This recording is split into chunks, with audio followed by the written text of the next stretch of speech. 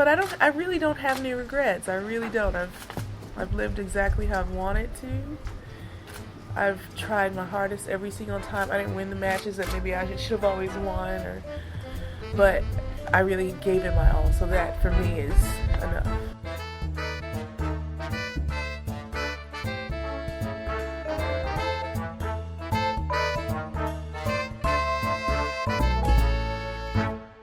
Hello everybody, welcome back to the Body Serve. I'm Jonathan.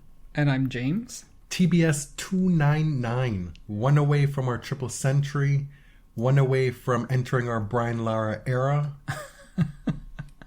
And 299 times that you've opened the episode the same way, I think. No, you've done like 30 of them.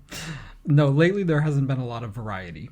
I mean, my bandwidth just does not allow for creativity in that regard. Okay. Hello everybody, guys. Hola todos. Wow. What? You can't be using hola todos on a day where we got an hola todos. We got an hola todos with some very bad news. We'll get to that later on. We will start in Monte Carlo. Andrey Rublev, a very popular player amongst his peers, is now the winner of a Masters 1000 title. He beat Demon Twink 5-7, 6-2, 7-5. Can I say that? I think so. I mean, I don't think it's body shaming, right? No. Okay. Just want to be careful these days, you know. It's more to do with him doing too much all the time. Oh yeah, definitely get the demonic part. Well, there's a very specific cultural reference. Oh yeah, you told me the etiology of the demon twink, the origin story. What is it? It's not fit for air. Oh, okay, never mind. But folks can look it up. It's just a funny term. As I mentioned, this is Andrey's first Masters title. He's been a runner-up 3 times now. Twice in 2021 in Monte Carlo and Cincinnati. And he's gained this reputation, unfortunately, for being a player... Well, he was a runner-up twice. Yes, this is his third final. Third final. And first win. He's gained a reputation for being a player who can't finish at the end, right? He's stumbled at the quarterfinal stage of majors a bunch of times, and he hadn't, before this, won a 1000 title. He was kind of the 500 king for a while. And it's important to remember that he's still young. Like, he's still early to mid-20s. Tsitsipas called him a player with few tools recently, and it seemed to light a fire under his ass. Tsitsipas has since taken it back, by the way. He retracted. After he was defeated at one of his most successful tournaments as the defending champion. There was an outpouring of support from Rublev's peers. He is clearly a very popular and well-liked player. He seems to be extremely adored on tennis Twitter. And he just pumps out the good-natured content. He went to Daniil Medvedev's baby's baptism as the godfather wearing ripped-up jeans. Loved it. He had a boyfriend's video with Grigor Dimitrov, which we'll talk about in a moment. But this is just an exciting development for me. I've liked Ruby for a long time, and I was like waiting for the next step. Mm-hmm. Now, question for you. You mentioned that this is his 13th career title? Did we even say that I yet? didn't mention that, no. So this is his 13th career title. Who are the top 10 ATP active title leaders? Oh, you're quizzing me right now? Yes, I'm quizzing you. Okay, so there's Djokovic and Nadal. 93 and 92. Murray. Mm-hmm. He's number 3. There's, of course, Medvedev and Zverev. Zverev at 5 with 19. Medvedev... maybe they're tied. I don't know when this list was created. So okay. They're there. They're in the middle. Okay. Who else is there? Probably Stan Wawrinka. Yes. Stan has 16. Casper Ruud? No. What does he have? Like 10? That's not enough? No. Okay. So the last 3 at 8, 9, and 10 all have 16. 16. I don't know if Tsitsipas has 16. No. Okay. I think there's some older people I'm forgetting. John Isner. Yes. Ugh. 16. I'm gonna retire there. I think. You're gonna retire. Yeah. Gasquet has 16. Oh. Along with Isner and Wawrinka. Dominic Thiem has 17. Oh man. And Marin Cilic has 20. He's the 4th highest title winner currently on the ATP Tour. Sorry, Marin. If I had more time, I felt very pressured. If you had more time, I could have thought of more. I could do better. A lot of the writing and the conversation around this final was the youth of Rune against the experience of Rublev. Rublev has the experience, but hasn't always been able to connect, to put those together. They're both very emotional players, and in this final, it felt like Rublev finally was the one to control his emotions better, right? He faced adversity, he lost the first set, won the second, and then he went down 1-4, love 30, in the third set. He was a point away from going down 5-1 in the third set. And for somebody who's shown such mental fragility in the past to overcome a situation like this, it's big for Rublev. It is. And this time it was Holger's chance to kind of show his age, right? For such a great player, for a creative player, and such an explosive one, physically and emotionally, he got down on himself when he was really still in a very good position to win. After losing that big lead in the third set, he was the one to get very frustrated and to start showing a lot of negative emotion on court. And that really gives your opponent kind of an in, even if they're still down 2-4. Have we been lied to by Holger? I thought that he and Mouratoglou split. Or maybe this split just hasn't happened yet, that it's imminent. But I saw video of the players getting ready to come on court, and Patrick was back there with him, and he was also at matches. So I don't know what's going on with that. When did they say they were splitting? I don't remember that. It was a whole thing. Really? Yeah, the same day. You think I can remember the movements in the Mouratoglou camp? No, it was a thing on the show because it happened right before Coco Gauff announced that she was splitting with her coach, and the worry that we talked about on the show was that things were being lined up for Coco to go to Mouratoglou. Oh, okay. There were also, I mean, how many times have we heard that Simona has presented her case and proven her innocence and will be getting back with Patrick? There's a lot of delusional fan theories on tennis Twitter. Aspirational? Sure, that's a much better way to say it. Thank you. Meanwhile, Monte Carlo stays being one of, if not the most beautiful stops on the tours. Period, point blank. Like, that is a tournament I want to go to at some point. It's one of the oldest sites on tour. Yep, the tournament was founded in 1896. It's actually the 7th oldest existing tennis tournament. What's the oldest? Well, you know the oldest. The oldest is Wimbledon, followed by the US Championships and the Canadian Open, which used to take place in Rosedale, Toronto. Other things of note, in Monte Carlo, Djokovic suffered a not so great loss to Musetti, and it becomes clear that he might be dealing with a recurrence of the elbow injury again. Yes, he's been wearing the sleeve, he's taken off the sleeve, he's clearly having some issues with the elbow. In press, he's optimistic, says it's not going to be a huge issue going forward, but that's, of course, what athletes are wont to say. He struggled in a 3-set match today in his own tournament in the Srpska Open. We shall see. It's not looking great for him or Nadal, but Djokovic has battled through injury before, of course, many times. Holger beat Sinner in the semifinals. We're seeing Jannik make championship weekend at tournaments repeatedly, week after week, regardless of the surface. That was a not so friendly drive-by shake of hands at the net in that match.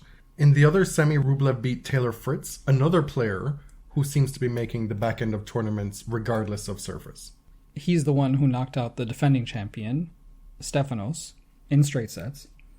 And Casper Ruud was out in round 3 to Jan-Lennard Struff. Right, it seemed that maybe Casper had righted the ship a few weeks ago when he won that title.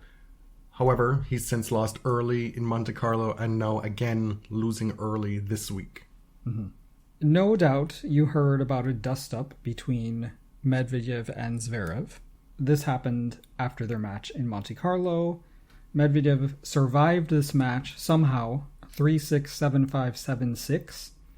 Zverev served for the match twice, in the second and the third set. He had match points twice, on serve, in the third set tiebreak, and he only hit 4 double faults throughout the entire match. To still lose from those winning positions made him very salty, obviously.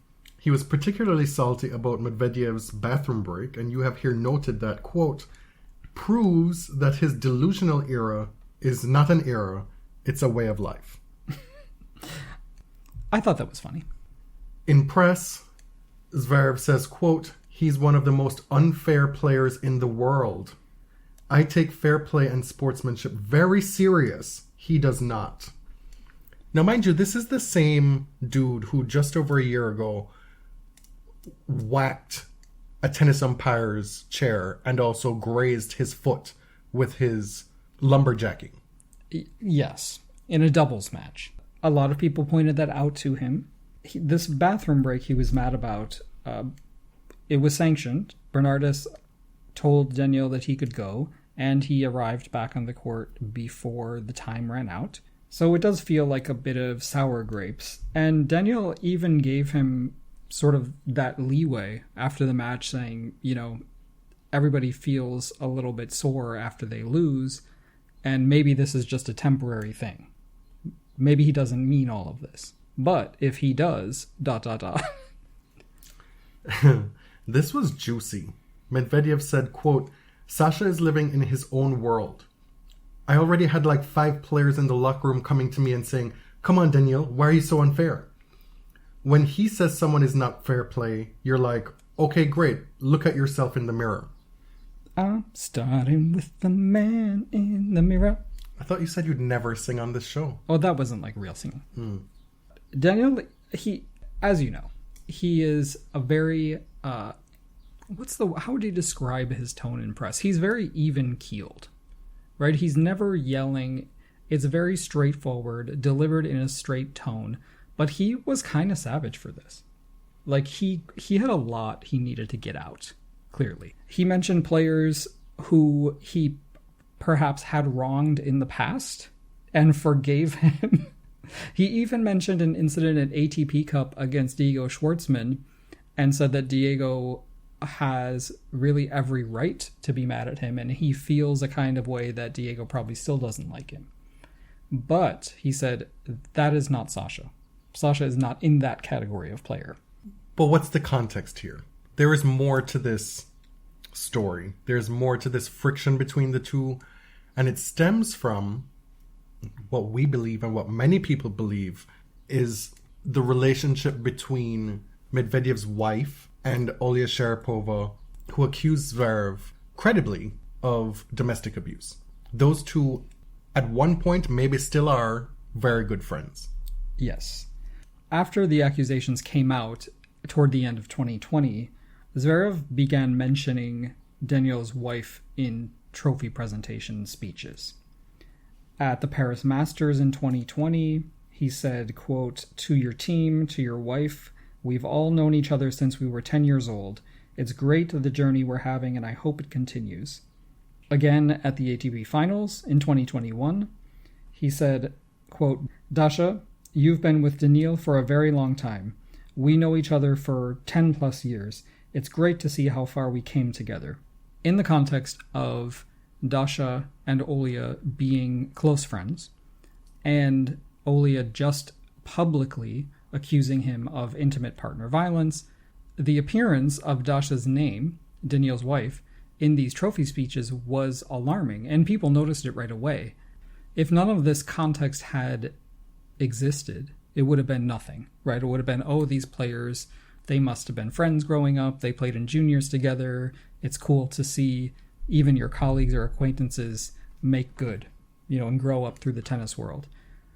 But that's not exactly what's happening here. It came off as sinister, as a way to put this woman's name in your mouth to gain some of that credibility, to say, oh, we're friends. Look, I've been friends with the Medvedevs for a long time, and this is not a thing. I've been accused falsely. And now, after this match, Daniil makes it clear that, look, buddy, we are not friends. We've never really been friends. So I don't know what you've been going on about. He says, quote, we were never really close friends, only in juniors. That's only him in his congratulations speeches saying something like he was friends with me and my wife, which is definitely not the case since long time. I never said this. I was surprised that he was so crystal clear about this, because we had heard Zverev say these things in speeches and wondered, what the hell must Daniil think about this? And we weren't super clear on what their relationship even was. They certainly didn't seem buddy-buddy on court, but we had known that they went back a ways in juniors. Daniil seems much closer with the other Russians, Andrey and Karen. But to hear him say this so bluntly, that we are not friends, that he doesn't like Zverev mentioning his wife in these trophy speeches. Keep my wife's name out of your mouth. That's really, really what it was. And I'm glad he did it, because now it puts those victory speeches into stark relief. It makes it crystal clear to me what was going on back then. Because they were not friends. So why is he doing this? No. And I remember watching them, and I said sinister, and I mean that exactly how it's intended. Like, it gave me this gross feeling in the pit of my stomach when he would do those things. Because it felt like someone trying to cover his behavior or fix his reputation. Well, today was that guy's birthday on his home court in Munich, and he lost to Christopher O'Connell in straight sets. If you recall, this is his fucking court. His words, not mine. He's having a horrible year, and may it continue. The next 3 tournaments, he's got the large majority of his ranking points to defend. And if he don't do it, then wow. On to greener pastures. We've got some great social content from the ATP, more specifically Grigor and Andrey, being besties, boyfriends, training partners. In love. It was actually very cute. I like when straight men can show affection and not be all like no homo about it. And I know there are cultural differences. European standards for male physical affection are different. The setup here is that they're in Monte Carlo, and they're doing this promo thing for the tour, for tennis, whereby Andrey and Grigor play a super tiebreak against each other using equipment from bygone eras.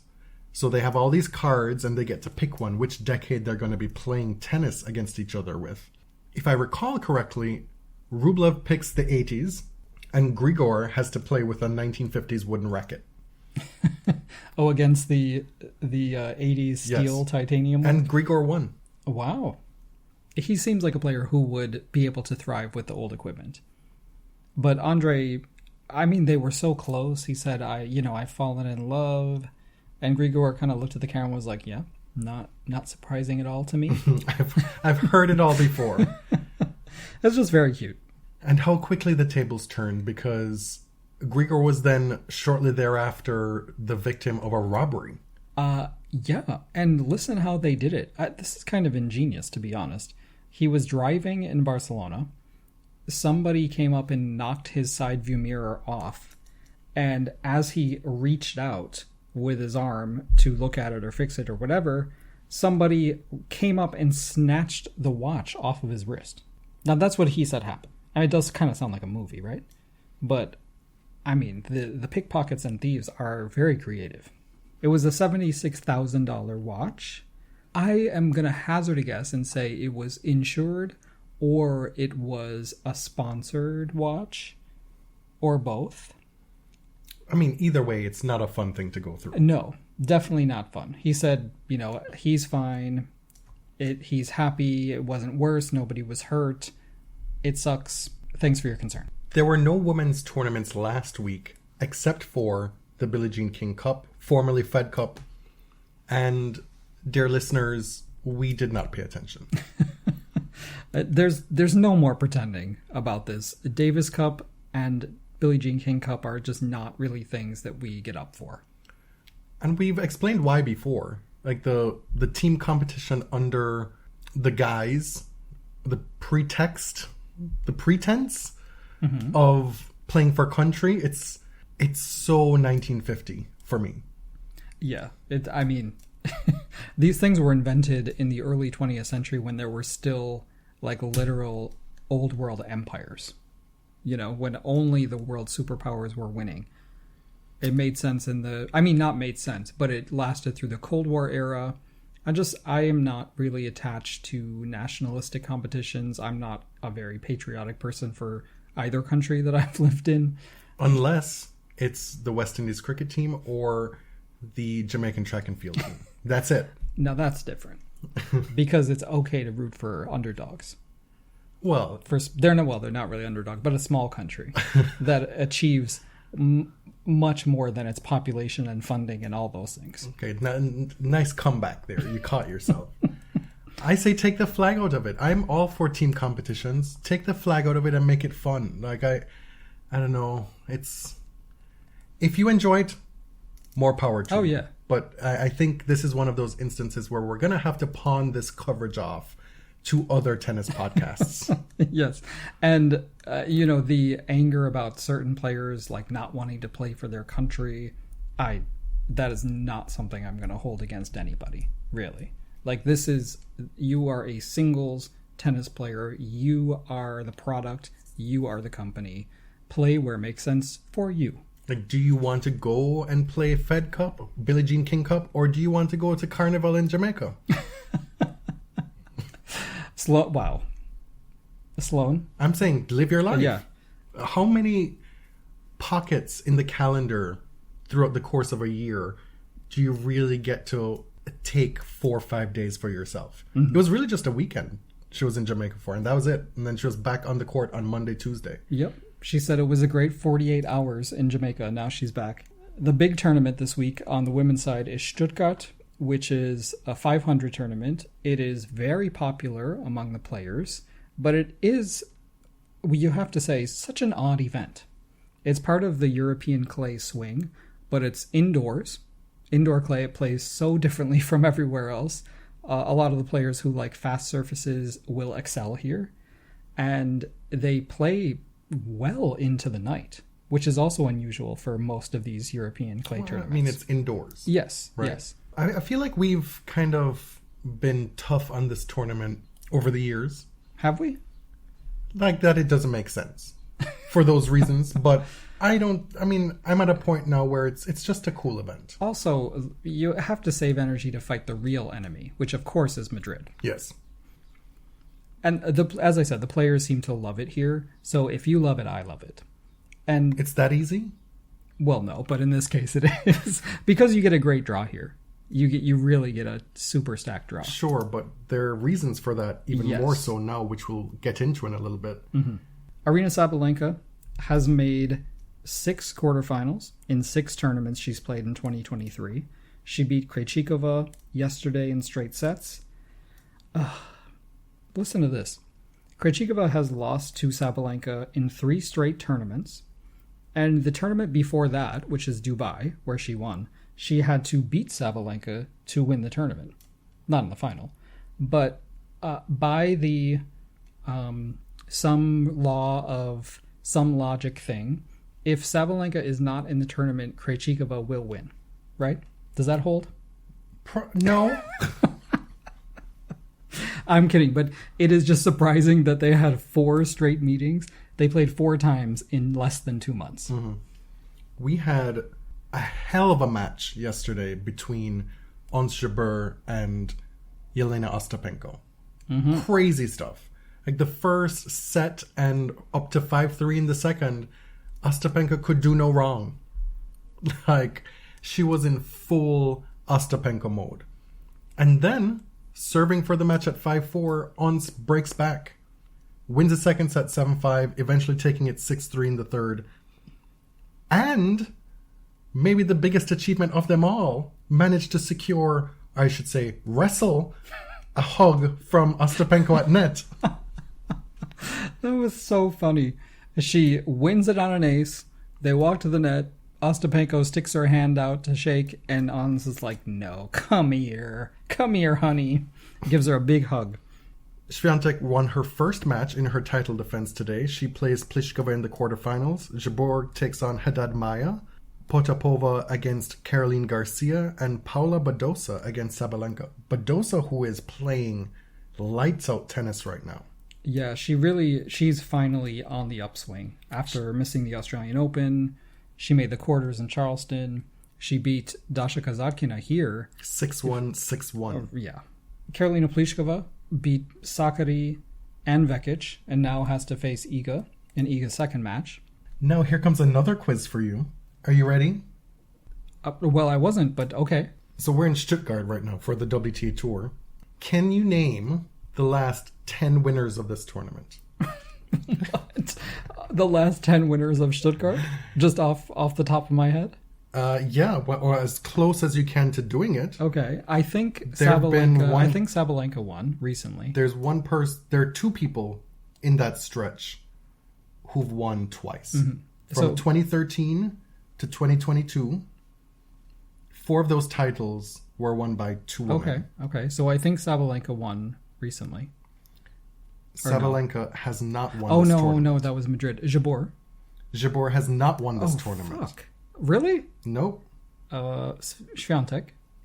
Yeah, but she's a defending champion, yes. I know Masha Sharapova has a few Porsches. Yes, she won She's one of 13, them. 14, and she had also won 12, but we're not going back that far. I want to say Petra Kvitova. That's correct. Petra won in 2019. Think about the 2021 winner. There was no tournament held in 2020. In 2021, this person won both the singles and doubles title, and it presented a bit of an issue because she was car sponsored by somebody other than Porsche. Okay, I don't know. Ash Barty? Yes. Okay, I vaguely remember that. Now don't talk through. Let me think. Okay, you fine. Just keep Oh my God. yappa. Okay. Who else? Karolina Pliskova? Yes, 2018. How many titles is that? Well, now you only have 2 more players to name.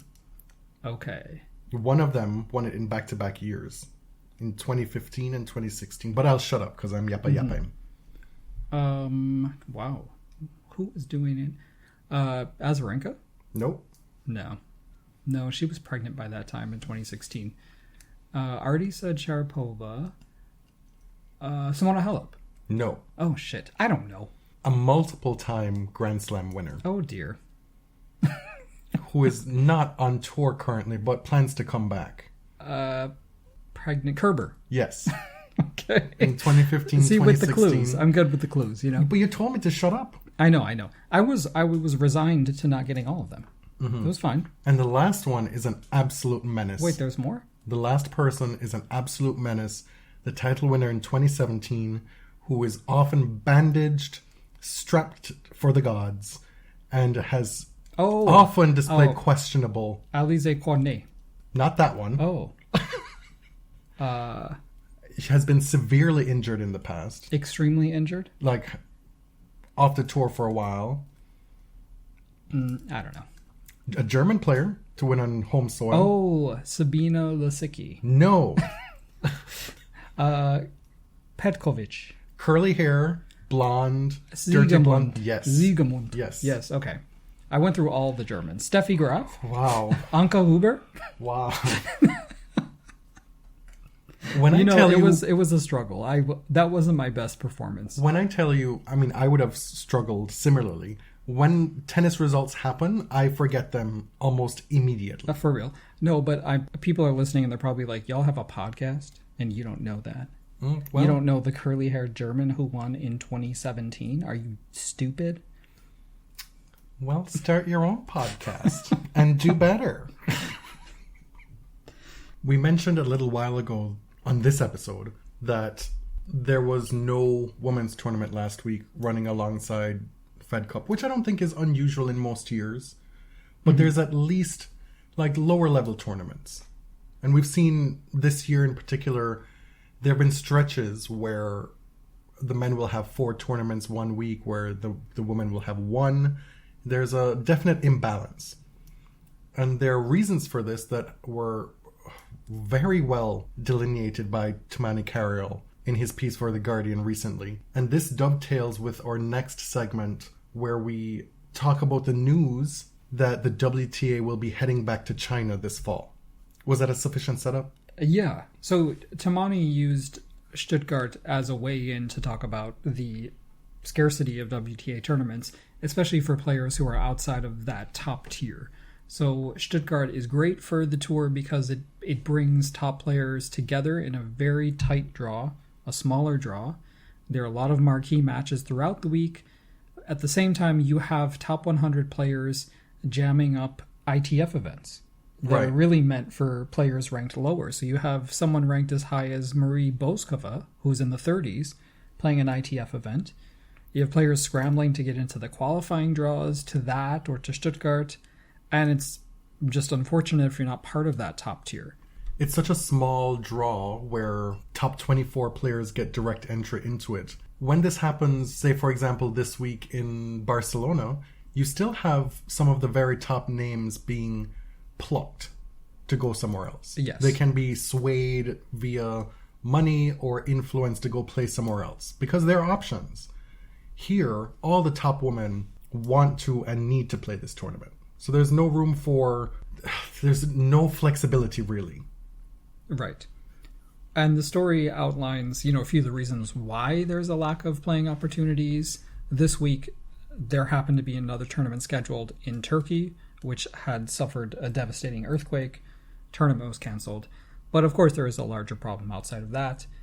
The 250 events are run locally, like a small business.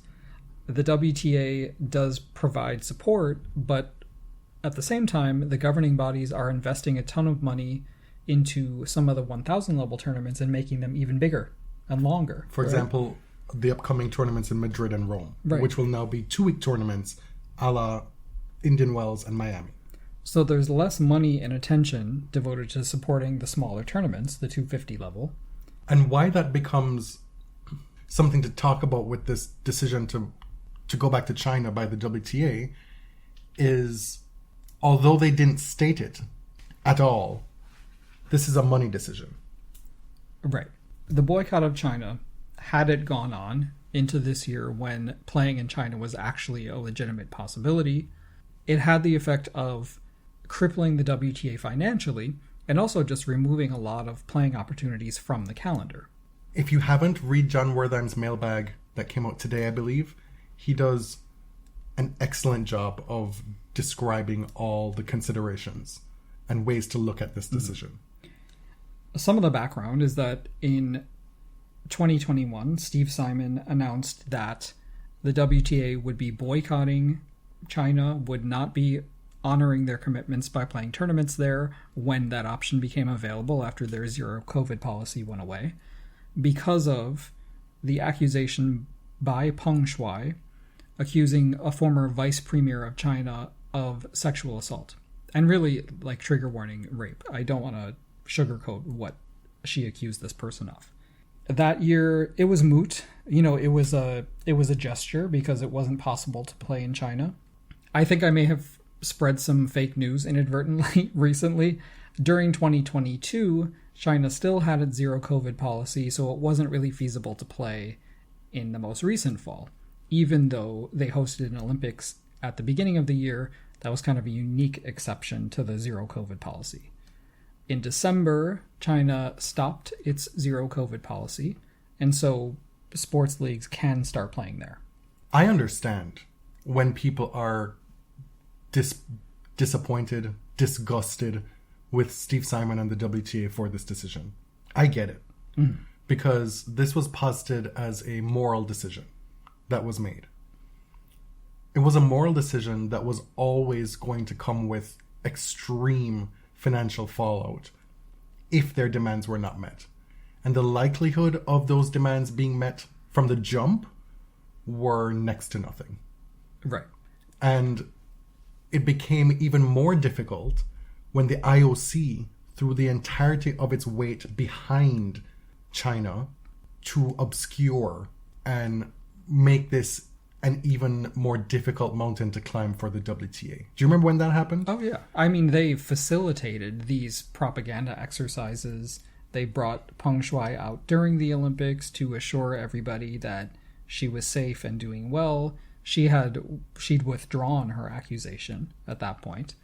And when you have arguably the most powerful sporting entity working against you, when you have your brother organization in the ATP not standing in step with you. They wanted no part of it. So it's #TennisUnited when it works for them. This becomes a story where, yes, the WTA reneged. Yes, the WTA looks like a clown organization to a degree because of this, especially when they're not being upfront about what's really going on with the money part of it, right? Yes, that is all true.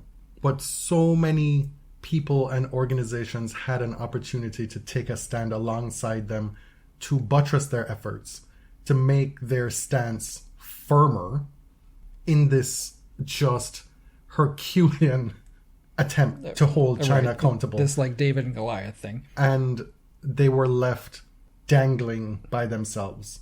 And John Wertheim makes a very good point in his mailbag today when he says the WTA kind of set themselves up to look really bad with egg on their face with this when they put everything on China.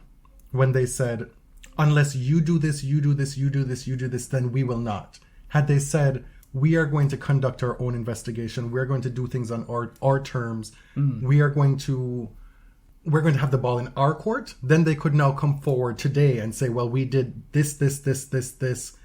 This is what we couldn't do because of so and so and so and so, and these are the reasons why we took this decision now. Yeah. It still wouldn't have been ideal or perfect, but from a PR perspective, it would have been a lot easier to swallow this decision. That's a good point. I mean, I don't really get PR machinations. Like, my brain doesn't really work that way, I don't think. But the point is that Steve Simon made some very ambitious demands.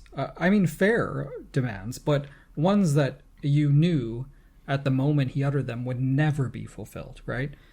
The two big ones were a chance for someone from the WTA Tour to meet directly with Peng Shuai, and two, a full and transparent investigation into Peng's accusations. That was never going to happen. Because what's their leverage? Why would the government of China grant these? What are they losing? You know, they're losing money from the tournaments, but the WTA stands to lose infinitely more. And so I understand the frustration that, you know, people are saying, so you boycott one country and the tour literally can't survive? Yeah, that sucks. Like, that's probably a bad business decision. It's a shitty situation to be in, but this is where we are. It was always, for me, going to come down to contracts. I don't know what those contracts are with the Chinese government, with these Chinese tournaments, but my rudimentary knowledge of contracts tells me that you can't just break a contract without consequence. No. And so I think that was a missed opportunity to actually speak to that part of it. You know? Right. I mean, that's something that I think people can understand. Like, you actually can't just break a contract because you have a moral problem with what's going on. Unfortunately, you know, the WTA was legitimate in their grievances, but you just can't break this contract without risking the loss of millions of dollars. Right. It also was not unforeseen that something like this could happen. We've known for many, many, many years the human rights violations and atrocities that happen in China. Yet, the WTA went into business with them. Right. And made a huge, huge to-do about that largest ever prize pot at the WTA Championships that then precipitated the ATP saying, well, we're going to top that. Mm-hmm. That was a Shenzhen 2019, I think. And they were offering something like $14 million. And the ATP did one of those Prices Right things. Like, no, I'm going to give $14 million and $1. It was so transparent, right? Right, but my point is, this should also serve as a lesson to sporting leagues about what it's like, what are the potential pitfalls in getting into bed with certain business partners. Yes, and it's getting worse, not better, right? Like golf is going to Saudi Arabia. Saudi Arabia is perhaps liberalizing. I mean, that's what they want us to think. Sports washing can be extremely effective. I think we kind of buried the lead here. The actual news was that Steve Simon announced this week that the WTA will indeed be going back to China this year. The WTA finals will happen in China per the contract. And he said the decision was made with input from both player and tournament representatives. And I think there was a lot of movement behind the scenes to get them to return. There was financial pressure, and it seemed like the players wanted to go back too. Because on a week-to-week basis, we're seeing, despite that, what is that, capital investment thing that they signed? Oh, yeah, the CVC partnership. Like, there's financial problems. Like, the schedule itself tells us that. Right. Not just that there's no fall schedule yet up until this week, but the schedule that we were given and have lived through thus far has been wholly inadequate. Mm-hmm. So Simon said that he, quote, received assurances from people close to Peng that she is safe and she's living in Beijing with family. The Chinese Tennis Association assured the WTA that there, quote, won't be any issues with our athletes or our staff while they're competing within the region. That's comforting, isn't it? What do you mean, issues? What could those be? That was weird to include that in the statement. You know, at the end of the day, the WTA did not get what they demanded. And they were never going to. They had no leverage to demand those things. And here we are. I don't know how to feel. Like you said, I understand people who are extremely frustrated by the decision. From a pure dollars and cents standpoint, I get it. I also do not believe that this was grandstanding, that this was just posturing. I don't think it was, because I think they risked a lot by making that statement, even if they couldn't play there. I really believe it was a good faith attempt by Steve Simon and the WTA to defend and protect its player and set a standard that this is what we'll do for all our players. Because if you think it was virtue signaling, they didn't get anything out of it. You know, like, where was the benefit? A couple of Novak Djokovic tidbits. He is one of the very few tennis personalities who have paid for their blue check mark that we found out today. It's 420. What does Charisse on Twitter, what does she call Musk? Elongated musket. Yeah. Yeah. Love it. Yeah, so Elongated Musket decided that today was a day when people who were previously verified with their blue checks would have to start paying the $8 in order to keep it. And practically everybody has abandoned it. I mean, NPR has left the platform altogether because the labeling system is ridiculous and not even based on fact. There are so many bugs on the app that I don't even trust that the blue checks are real, or who knows if the people even paid for their blue checks. It could be there by accident. There have been so many problems with the app. Anyway. But as of this recording, that's what's been the case, okay? That's not the lead. No. That's not the news. The Serbia Open is happening again, but it has moved to Banja Luka, Bosnia, and now it's called the Srpska Open. Republika Srpska is a part of Bosnia. This is the tournament that the Djokovic family owns. Djokovic has, played it before and won it before. Rublev played here last year as well, despite training in Barcelona. I thought that was interesting, because he lives and trains in Barcelona, I believe. It's happening the same week, but he's going to Bosnia instead. The next highest ranked player in the field is George, who is ranked 21. Mm-hmm. So Barcelona is an old, respected tournament. It's a 500. They're getting most of the top players. But in the past few years, the Serbia Open draw has been nothing to sniff at. You know, Djokovic's name draws a lot. It's just like, it's hilarious to me that an active tennis player can play at an event that his family owns. It's just a ridiculous thing about tennis. Even though they own it, he said today was possibly the slowest conditions he's ever played in. And he did not like it. So they did not engineer the court for him. Some quick bites here. Conchita Martinez announced that she and Garbiñe Muguruza have split. This is something that we've speculated on. You all have speculated on. Some of you have been calling for it for a long time, and it has come to pass. Yeah. The hard truth is that if your player is not playing, then you need to be released to go get a job somewhere else. Right? Garbiñe is off the tour, and she hasn't announced exactly when she's coming back. You can't stick around and wait. I mean, you could. Well, you could. If you're on retainer, I don't know. If you don't need the money, I don't know. But or maybe you get paid to stay at home. Sure. But it sounds like Garbiñe told her, you know, spread your wings and fly. Or maybe Conchita asked. A few injury updates. Matteo Berrettini had to withdraw from Monte Carlo due to a grade 2 internal oblique tear. Yeah, that's not good. No. This close to Roland Garros. Grade 1? Maybe. Is 1 better than 2? Yes. Okay. The big injury news, of course, is Rafa Nadal posted, hello everybody guys. Hola todos. It was an Instagram post in Spanish, actually, announcing that he's withdrawing from Madrid. We knew about Barcelona. Now he's withdrawn from Madrid. Today's update, there is no sugarcoating. It was extremely discouraging for Nadal fans. He said that what was originally prescribed to be a 6 to 8 week recovery period is now into week 14, and the injury has not healed. As far as he and his team are concerned, the treatment has not worked, period. And so they're trying alternative methods right now. We've seen him training. There's been video of him training. Right, but it was nothing close to full tilt training. No. And you know what a Nadal training session looks like. His practices are very, very intense. You wonder what kind of medical advice he was getting.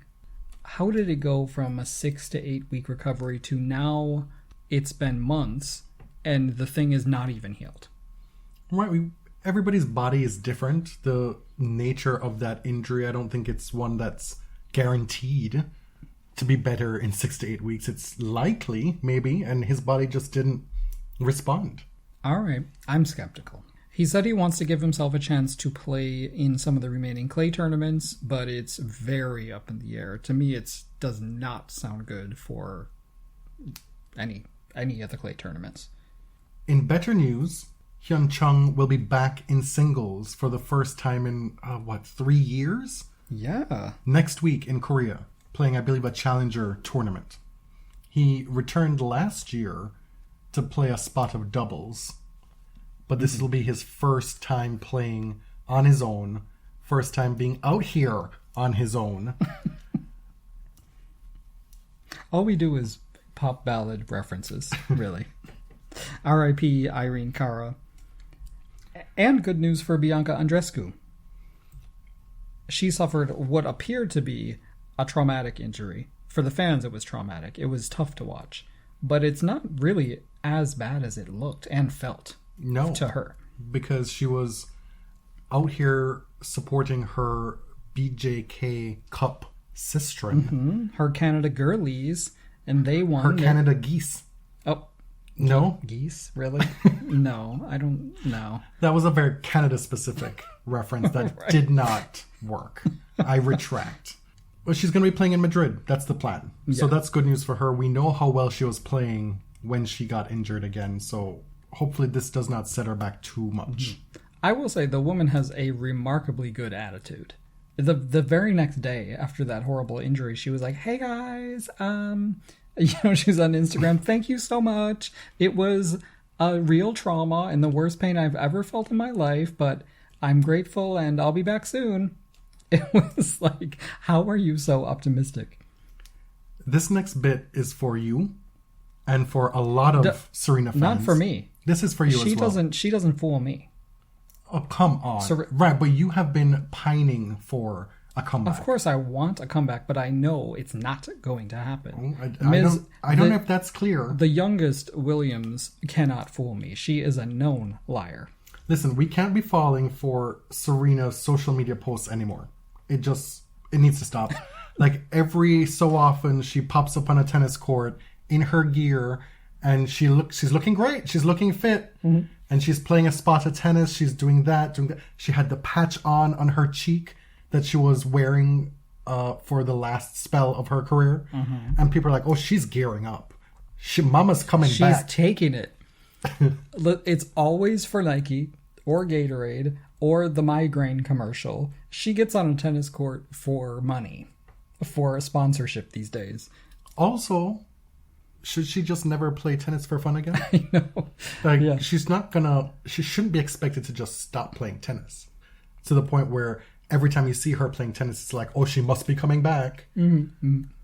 We've got not one but 2 tennis films to look forward to. Yeah, this Zendaya tennis film, I'm really looking forward to because it could be a hot mess. It's by Luca Guadagnino, who's the director of Call Me By Your Name. He did a remake of Suspiria. He did that HBO show, We Are Who We Are. Mm-hmm. That's what it's called, right? It's rated R, and Josh O'Connor, is that his name? Yes. Josh O'Connor Prince is in Charles. it. Mike Feist from West Side Story as well. So because of who the director is and because Josh O'Connor is in it, the girlies on the internet were like, oh, well, we know there's going to be peen. Oh my God.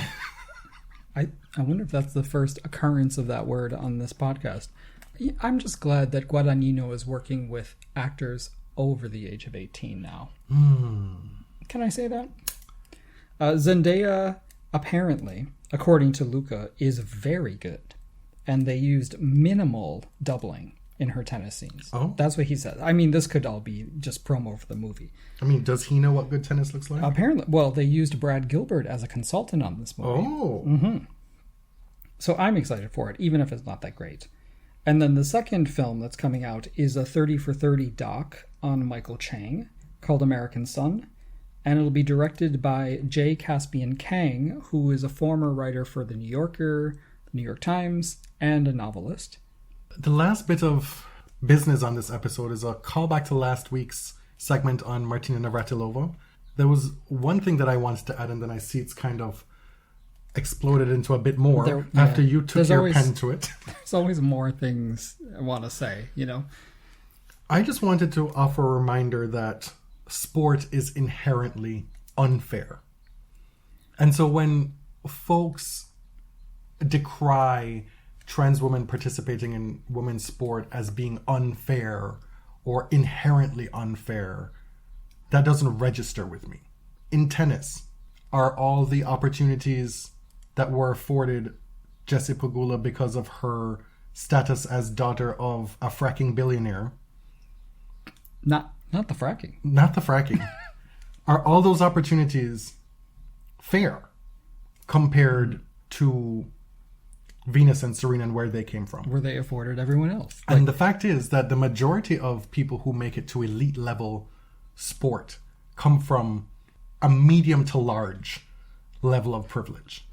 And when folks make it to that level from, say, Compton or wherever, you know, the way it's talked about and how coded it can be, right? Yes. Then it becomes poverty porn. So there's 2 extremes. Then that's your story, right? Your exactly. Cinderella story. You're Francis Tiafoe, whose father was the janitor, and you slept in the stadium, and you played on the court when nobody else was there. You were the caddy who carried the bag for nickels just so that you could pick up balls on the course and then play for the last 30 minutes before the sun went down. You know, like, those are the 2 I mean, sport is inherently unfair, so miss me with all of that. I will push back a little and say that a lot of tennis's greatest champions have been working class or middle class.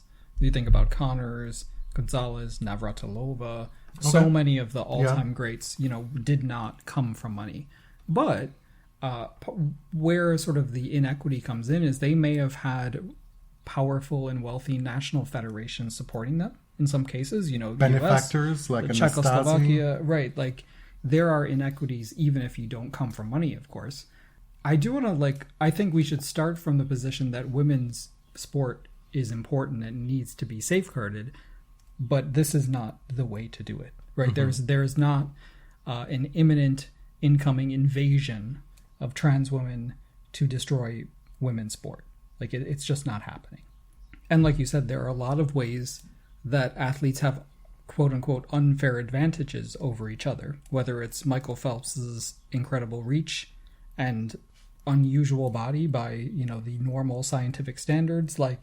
There are a lot of men who get marveled at for their physiological superiority.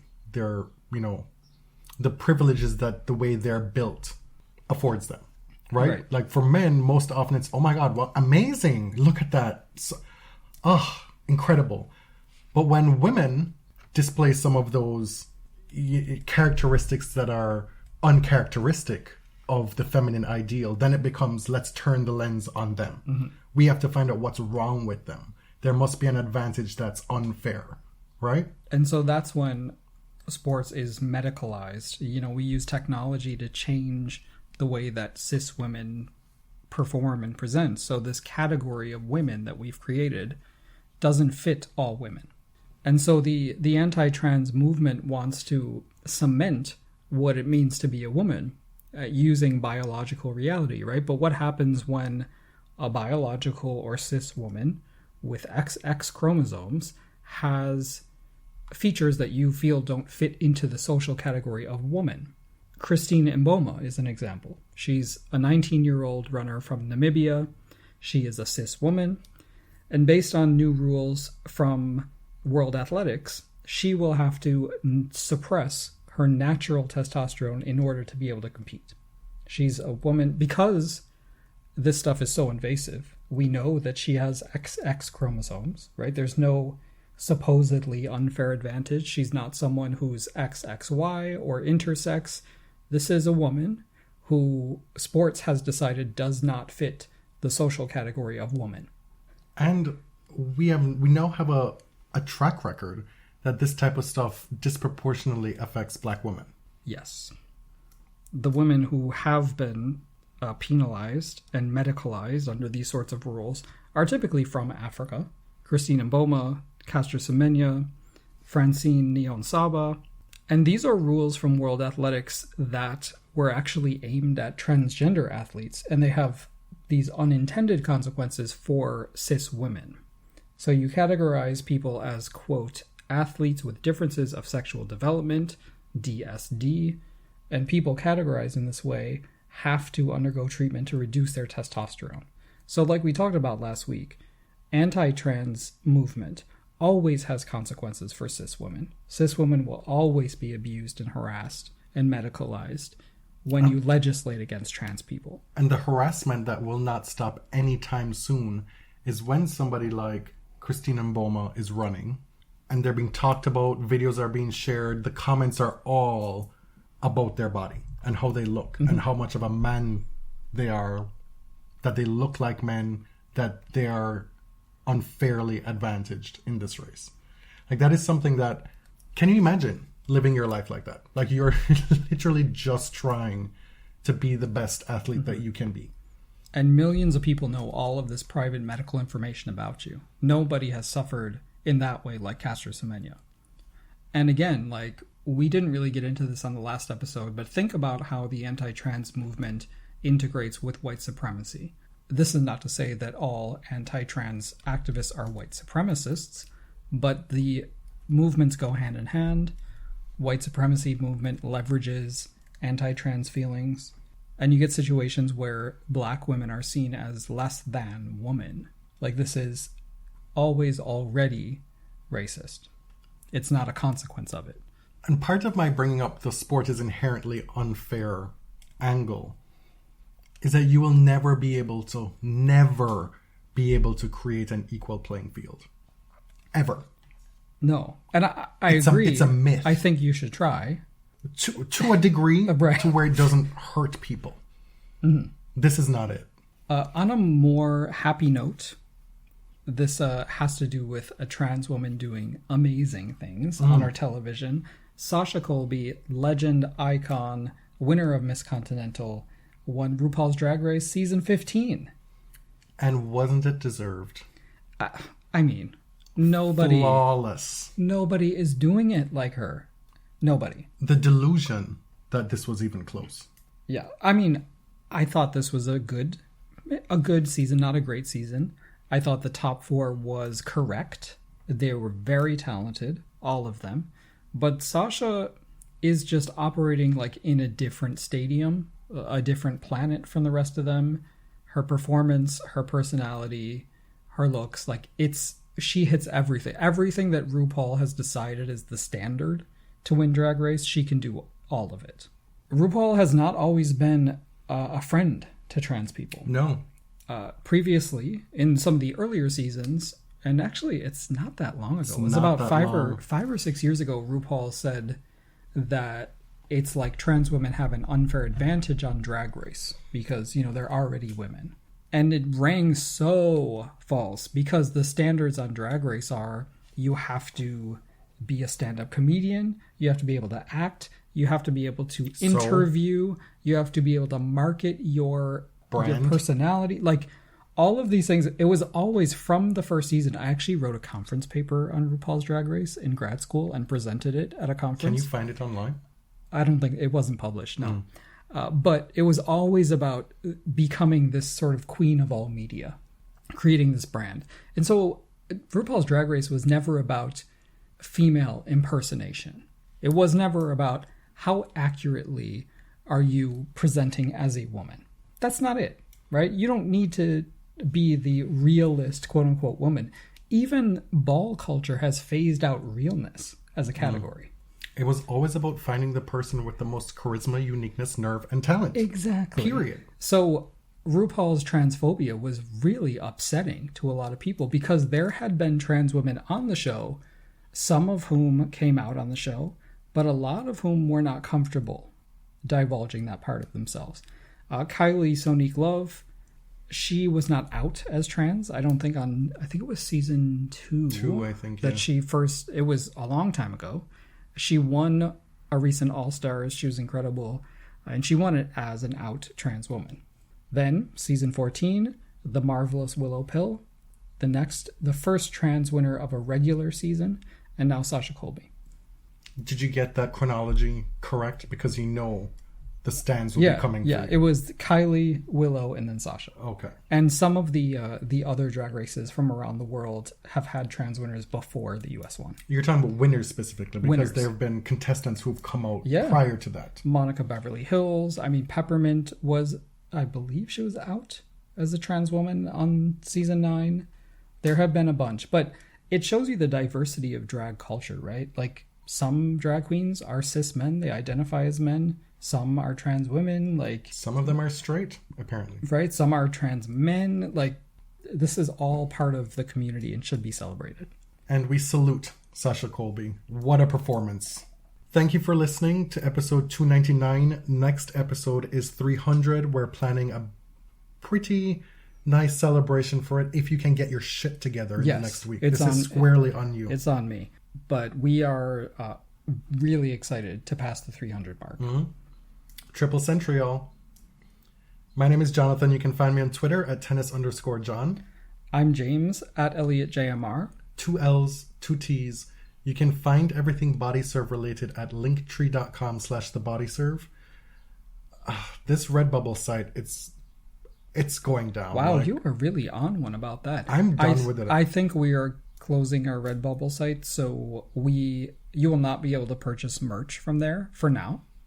We'll come up with a different solution. Yeah. But they changed their fees. It's not and going to whatnot. Work. It's like they're taking 40% on top of the already only 20% that we make on a sale. Like that's crazy. Yeah, maybe we'll set up a little shop on our dining room table. Thanks for listening. Till next time. Thank you. Thank you very much.